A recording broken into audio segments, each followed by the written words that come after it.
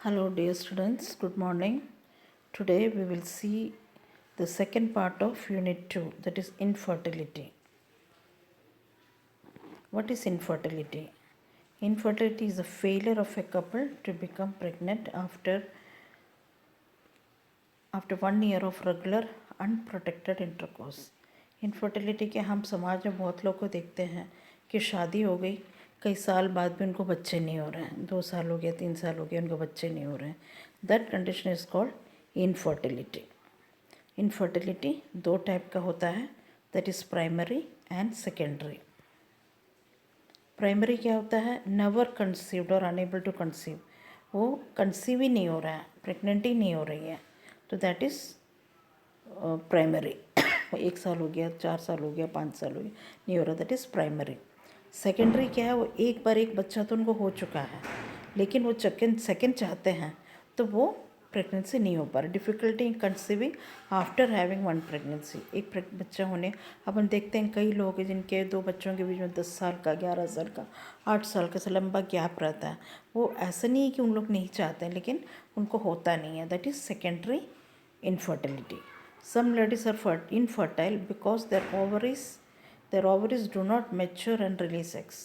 कई लोग क्या होते हैं इनफर्टाइल इसलिए रहते हैं कि उनकी हमारी एग्स कहाँ से ओवम या एग्स कहाँ से प्रोड्यूस होता है, that is from the ovaries. हर महीना एक बार लेफ्ट ओवरी से तो दूसरा महीना राइट ओवरीज से होता है, क्योंकि जब ओवुलेशन होता है हर बार दोनों ओवरीज नहीं करता है. हम तो हर बार एक ऑल्टरनेट ओवरीज होती है, तो ओवरीज जब मैच्योर नहीं रहते और एग्स प्रोड्यूस नहीं कर पाते, रिलीज नहीं कर सकते एग्स को. और किसी केस में क्या होता है कि किसी केस में अपन सिंथेटिक जो वो किसके जरिए होता है, बाई फॉलिकल स्टिमुलेटिंग हार्मोन का उसमें रोल रहता है.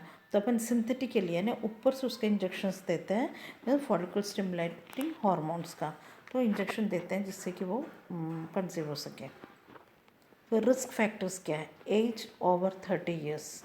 ये 30 ईयर्स के below up to 30 years healthy age माना जाता है.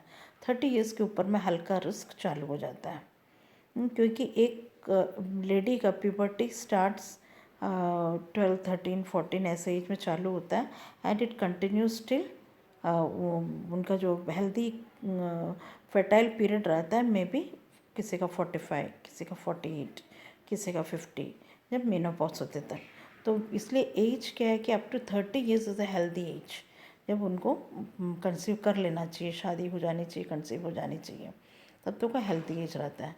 वेट, ओवर वेट या अंडर वेट. अंडर वेट भी अच्छा नहीं है, ओवर वेट ओबेसिटी भी अच्छा नहीं है, जिससे कारण वो कंसीव नहीं कर पाते.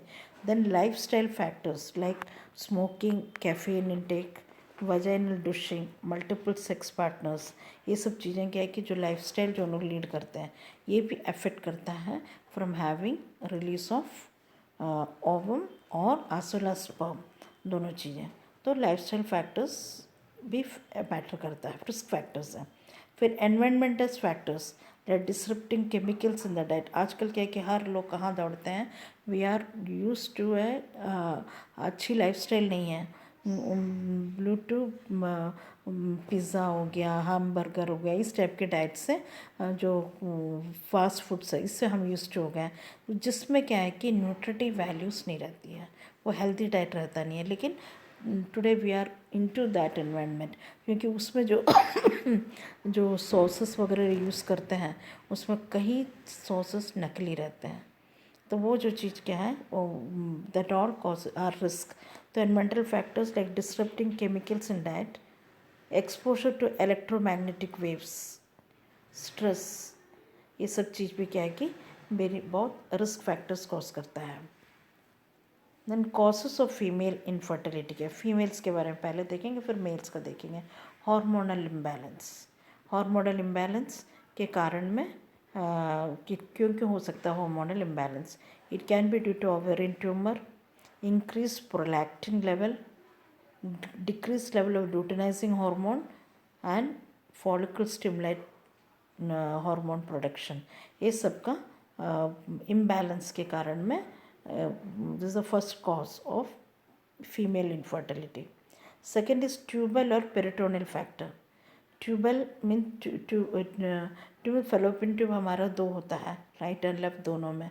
तो ओवरीज जब ओवम प्रोड्यूस करता है तो फेलोपियन ट्यूब के एंड में फिब्रे रहता है, फिंगर लाइक एंड्स रहता है, वो है जो उसको कैच करके फेलोपियन ट्यूब के थ्रू उसको ला के यूट्रस में कन्वे करता है।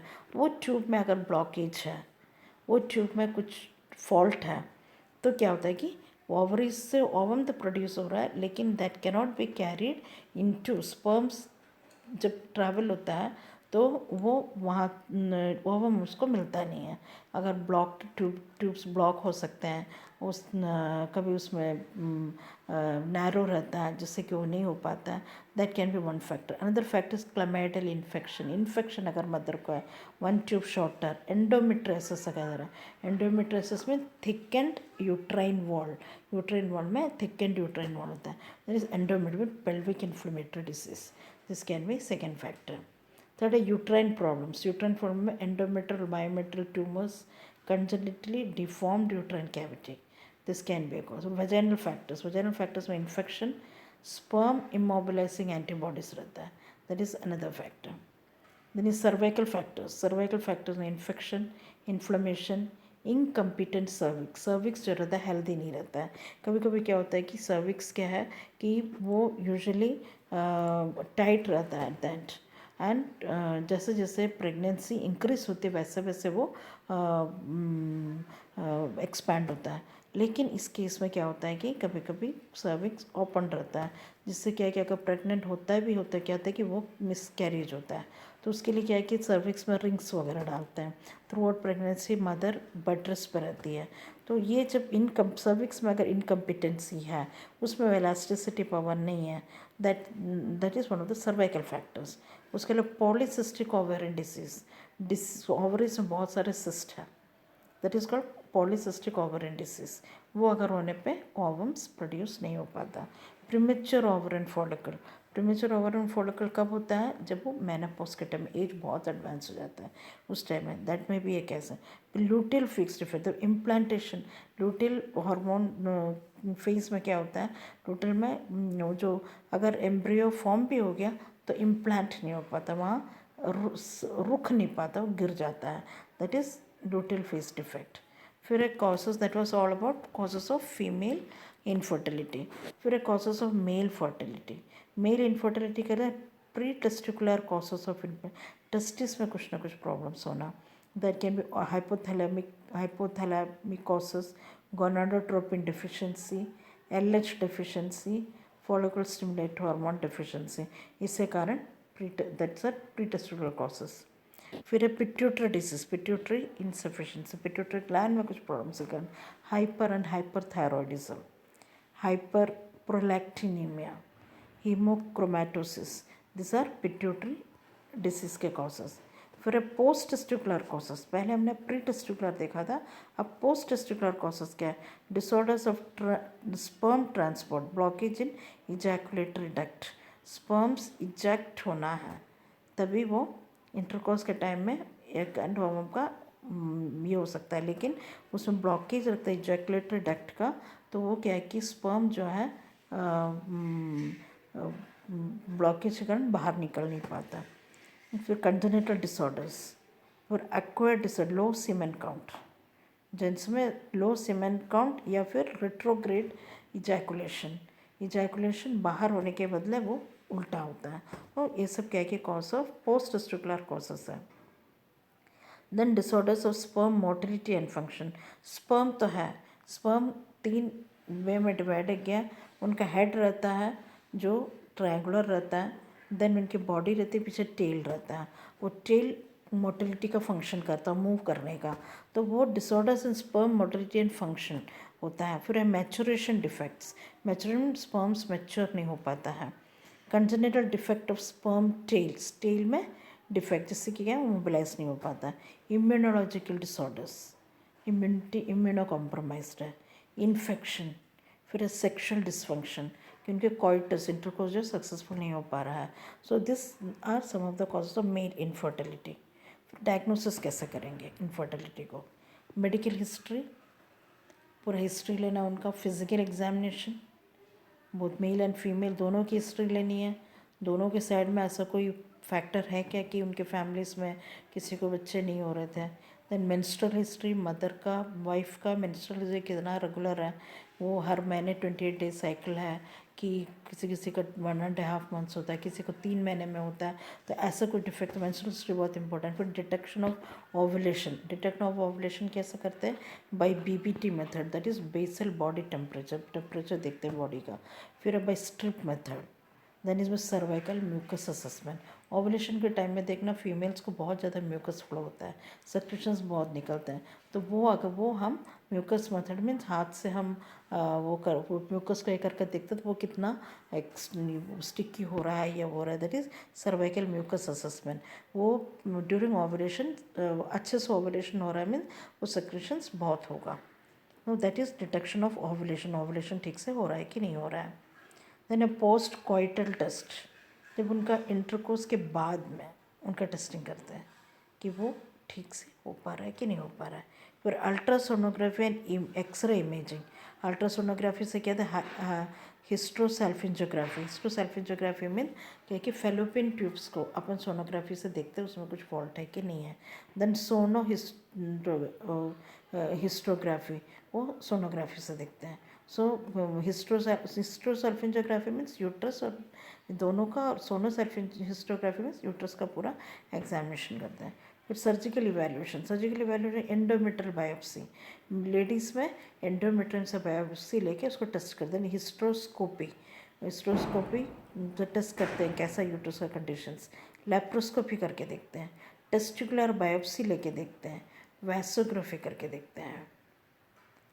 इसके अलावा दिस डिफरेंट मेथड, इसके अलावा लैब टेस्ट करते हैं, हार्मोनल लेवल्स टेस्ट करते हैं, test for auto immune disease, कुछ भी इम्यूनो कम्प्राइज डिसीजेस है कि नहीं है।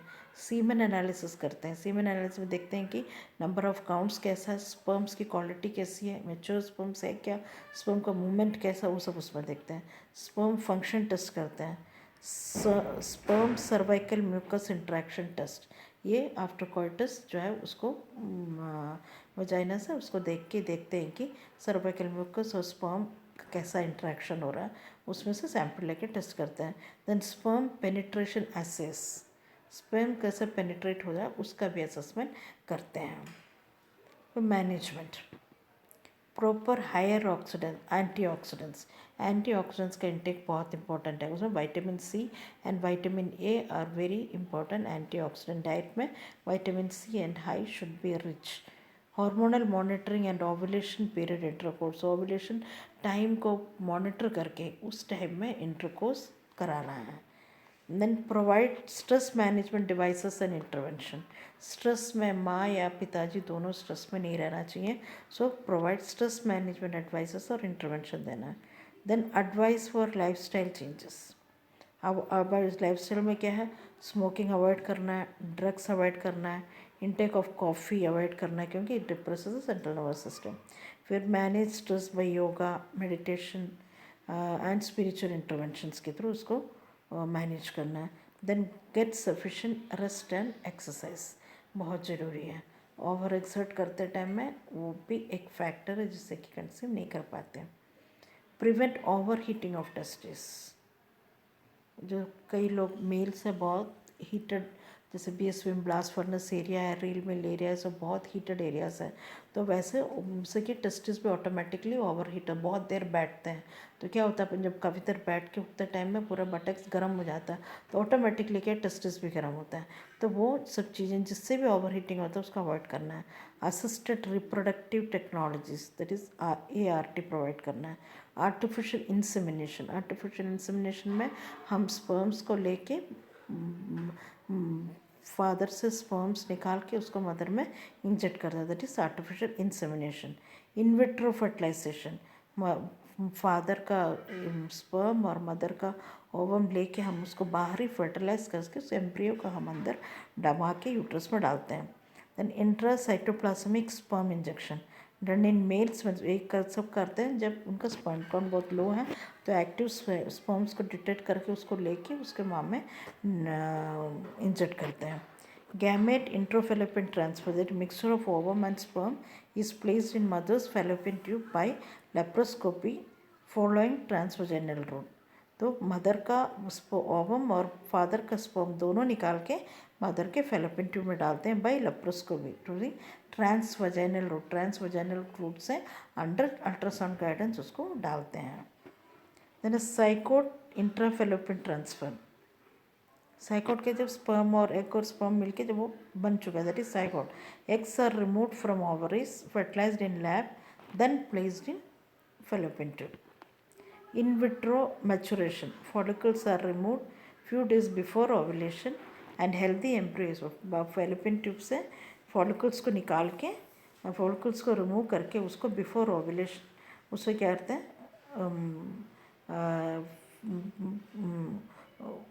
उससे क्या कि हेल्दी एम्ब्रियो को प्रोड्यूस करते हैं। फॉर ए वो plastic transfer women's egg and donor women, क्योंकि मदर का एग प्लस डोनर वुमेन ले, जैसे कि सरोगेसी मदर मीन्स और लेके वो उसको मेल स्पर्म के साथ फर्टिलाइज करेगा। मदर का एग नहीं हुआ तो दूसरा एग तो फर्टिलाइज हो जाएगा वो। Then blastocyst transfer. In this blastocyst are, जो यूजुअली ब्लास्टोसाइट क्या है, वो जब एम्ब्रियो फॉर्म हो जाता है उसका एक स्टेज है। साइकोट फॉर्म होने के बाद नेक्स्ट स्टेज है वो जब अराउंड 5 to 6 डेज रहता है, उस स्टेज को एम्ब्रियो के उस स्टेज को ब्लास्टोसाइट बोलते हैं। तो ब्लास्टोसाइट को निकाल के इम्प्लांट करते हैं एम्ब्रियो को बाहर ही डेवलप करके। जो ब्लास्टो स्टेज में आता है तब उसको मदर के अंदर में इम्प्लांट करते हैं। तो this was our medical treatments. और कुछ कॉम्प्लीमेंट्री ऑल्टरनेट इंटरवेंशंस भी हैं, जैसे साइकोलॉजिकल इंटरवेंशन देना, दोनों को साइकोलॉजिकली ये कर और एक्यूप्रेशर देते हैं जिससे कि स्पर्म्स और ओवम को एक्टिवेट करने का। मैनुअल फिजिकल थेरेपी, उससे भी क्या है कि इनको एक्टिवेट करने की कोशिश करते हैं। तो इसमें रोल ऑफ नर्स क्या है, provide psychological and social support, provide information about infertility है तो उसको क्या क्या ट्रीटमेंट्स उस सब के बारे में इंफॉर्मेशन देना। Take return consent is very important. Documentation करना है। Assist in physical and diagnostic and therapeutic interventions, सब में हमको हेल्प करना है। देन प्रोवाइड डिस्चार्ज टीचिंग देना है। Teach lifestyle modification and effective stress management, ये सब करना हमारा it's our responsibility. To summarise, infertility is a stressful condition.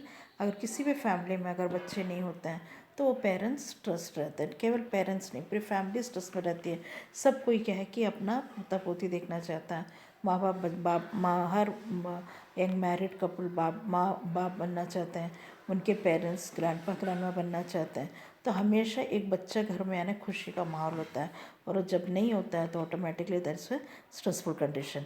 It disturbs the harmony of the family. In short, all want to become parents. So this was about second part, infertility. Hear the video clearly and then give feedback. और कुछ भी doubt हो तो message करो so that I can clarify that and send in another audio. Thank you.